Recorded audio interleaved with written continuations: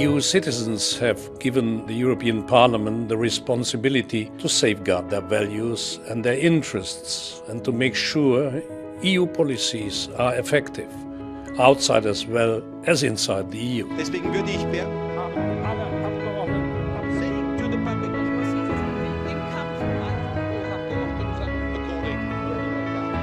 We understand our collective strength.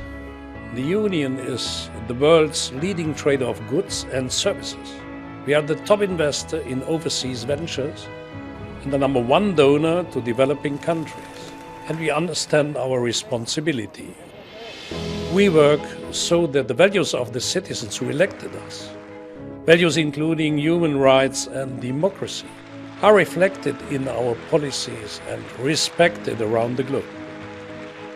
How exactly do we do this? In many cases, our efforts begin in our committees.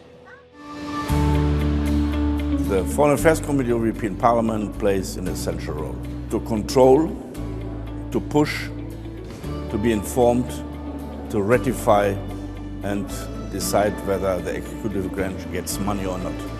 We believe in parliamentary diplomacy, where we cooperate with Mrs. Mogherini, and I believe that it's very much important that the European Parliament can help to achieve a better outcome of the European foreign security policy. The European Parliament plays a major role on foreign policy.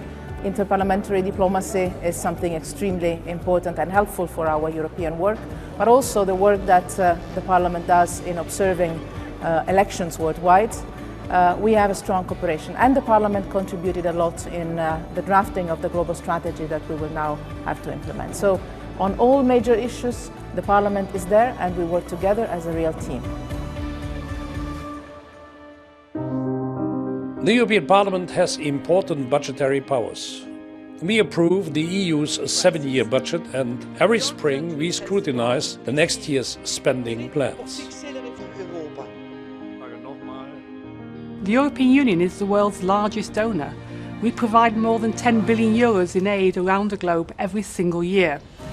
The job of my committee is to look at the Commission's proposals for the annual budget, and we can make changes to the plans for development aid and humanitarian aid. We try to make sure that taxpayers' money is properly spent, that it goes to projects which make a difference to those people who most need it. This year, for example, we had as our priority funding for children in refugee camps to make sure they get schooling and education, help these people who are leaving their countries because of war and disaster, and make sure they have a real future. The Treaty of Lisbon massively strengthened the Parliament's power.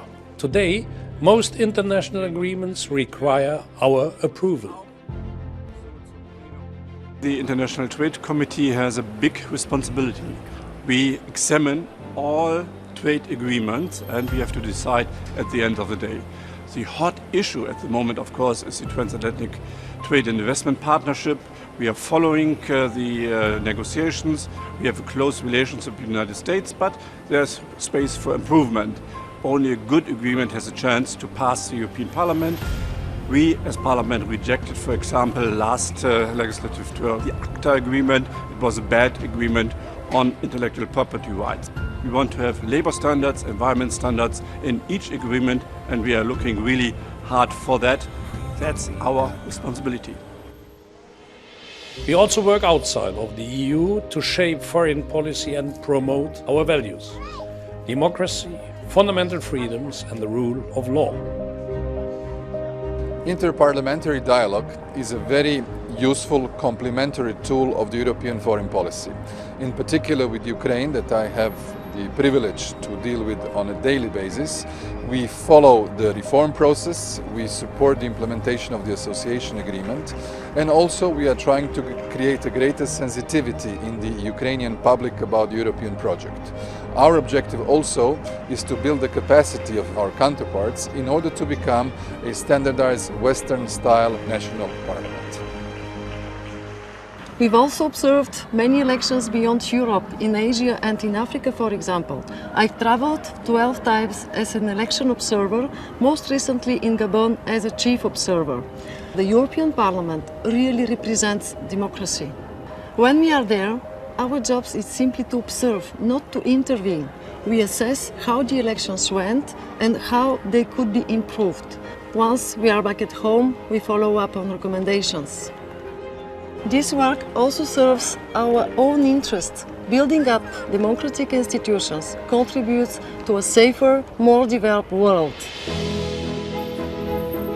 Foreign presidents and students, parliamentary speakers and opposition leaders, civil society and community representatives also come here to discuss current affairs and our relationship. Sometimes they address all my colleagues in plenary sessions.